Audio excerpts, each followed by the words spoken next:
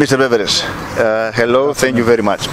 First, I wanted to start with this question. Tell us what are your top priorities as a new CEO of Bernhard Schulte Shipmanagement Group? Thank you. My highest priority is safety on board our vessels. We have 20,000 seafarers, and it's important that each can go home safely after their tour on board the vessel. Also safety towards the environment. We don't want to leave the world worse than we found it for our children. The other priorities are satisfaction, so satisfied customers, and also satisfied office employees. So we employ around about 1,600 office staff, and I believe we can only serve our customers properly if our office employees are also happy with what they're doing. My third priority is to extend the range of services we offer. So beyond the pure ship management services, we're trying to also add on other services that we can offer to our customers to cover all areas. Another area of importance for us is our reputation. We are thinking about the long term, and for us our most important asset is our reputation as Bernhard Schulte and Bernhard Schulte Shipmanagement. My fourth goal is a sustainable ship management operation, meaning we have to also make some money. Mr. Beveridge, you already answered a little bit in my second question, but make us more specific about what differentiates Bernhard Schulte Shipmanagement Group from competition. Well, we have a very stable shareholding structure.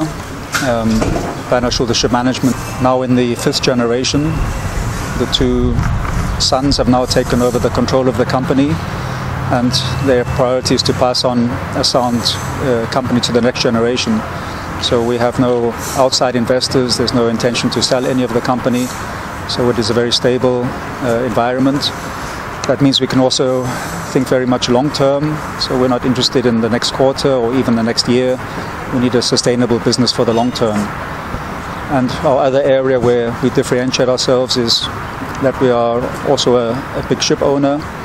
So we have the two core businesses, ship owning and ship management, where both sides work together very closely. So the ship management supports the ship owning and vice versa.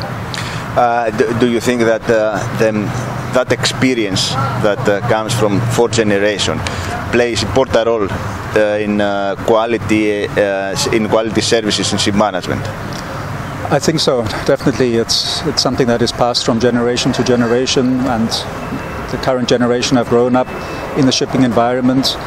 They know the consequences of something going wrong, and they all want to sleep well, same as me. We are heading for an era of digitalized shipping, where technology will play the first role. How does the BSM Group move in this direction? Well, we have invested quite heavily in the IT area. We have a separate company now called MariApps, which initially designed software for our own use, but now we are selling it to third parties. MariApps employs around about 350 people, so we have a lot of resources to invest in further developing the software and the digital technology. We also have quite a big focus on innovation, so we are following several innovation projects, trying to really consider what the vessels of the next generation will need, how we can support them better from the office using digital technology. How does the BSM Group manage, and what solutions it proposes on the environmental regulation that will apply from 2020? Well, that's a big question. This question. I think that's something that everybody is talking about. We don't have all the answers either, but we are trying to prepare ourselves for that. We have a working group for scrubbers to advise our customers to make sure that we can run them properly on board the vessels. We have a working group for fuel quality, because we also expect a lot of fuel quality issues in 2020 when new blends of fuel are put on the market.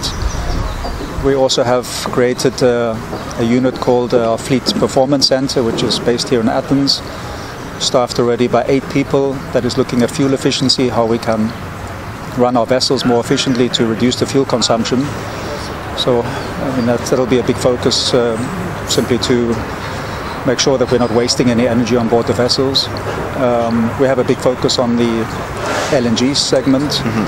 So we are constructing at the moment an LNG bunker vessel for supplying other vessels with LNG. So LNG is already a viable fuel source for vessels. So come 2020 we expect more ships will be also outfitted to run on LNG. So we are involved in several tenders now with oil majors or gas majors to work with them to supply LNG to vessels. So we are also obviously able to run vessels that are operating on LNG. So yeah, we are trying to prepare ourselves as well as possible for 2020, but I'm sure it will be an interesting time for both ship owners and ship managers. Any solution will choose a ship owner or a shipping company.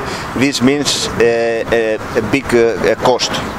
Do you think that this cost can afford after so many years in low freight market can afford the shipping company? I think very difficult for any ship owner who is not the end user of the vessel to decide on such an investment. It's then very speculative because nobody knows how the fuel prices will develop, how the differential between high sulfur and low sulfur fuel will develop, or to LNG. So it's certainly there will be a big delta, and it might be a good investment, but as you say, where does the money come from? We know that there are certain banks that are supporting financing such technology, depending on also where the technology is manufactured. So, for example, you can buy German technology with support from the German state bank.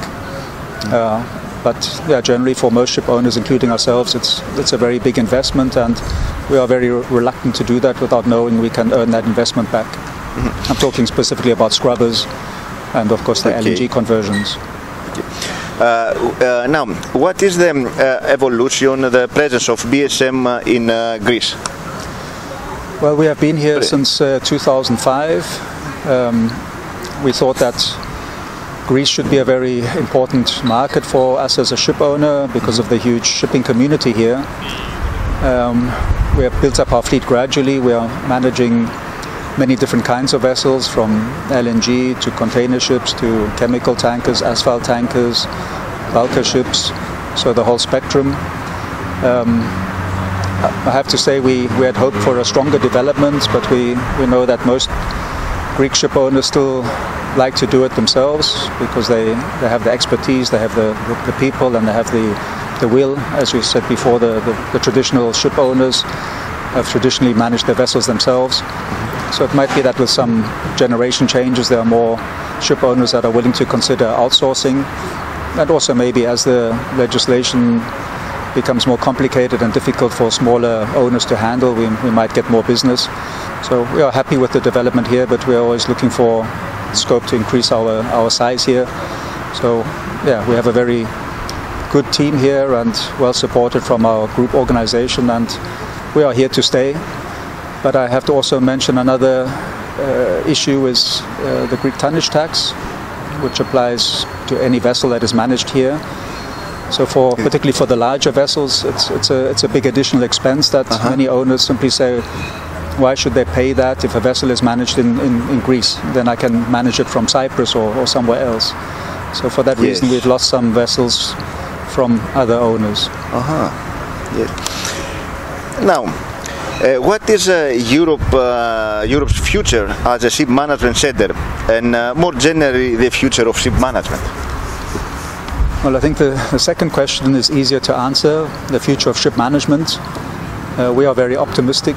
We think there's a strong need for professional, high-quality ship managers. There's greater and greater focus on safety, on emissions, on flawless operations, and I think for smaller operators it will become more and more difficult to meet the stringent requirements, particularly for tankers.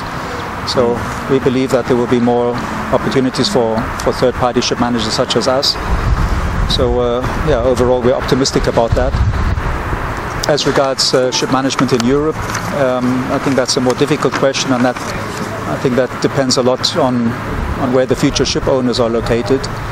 If they're in Asia, then possibly they would select a ship manager in Asia. Mm-hmm. So we see that in Germany, for example, the ship owning cluster is shrinking fast. So a lot of ship managers are losing business. The business is going elsewhere. In Greece, there's still a very strong and vibrant ship owning community. But how it is in 10 years' time or 15 years' time is a good question. Mm-hmm. So overall, as a ship manager, we will maintain a presence where our customers need us.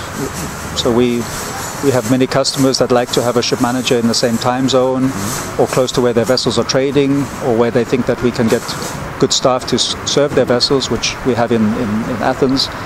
So I think there is a role, and there will of course still be ship management in Europe in years to come, but I think we have to be realistic and also realize that a lot of the ship owning is shifting to Asia, and that means a lot of the services will in future also be provided in Asia. Thank you very much. All right, thank you very much.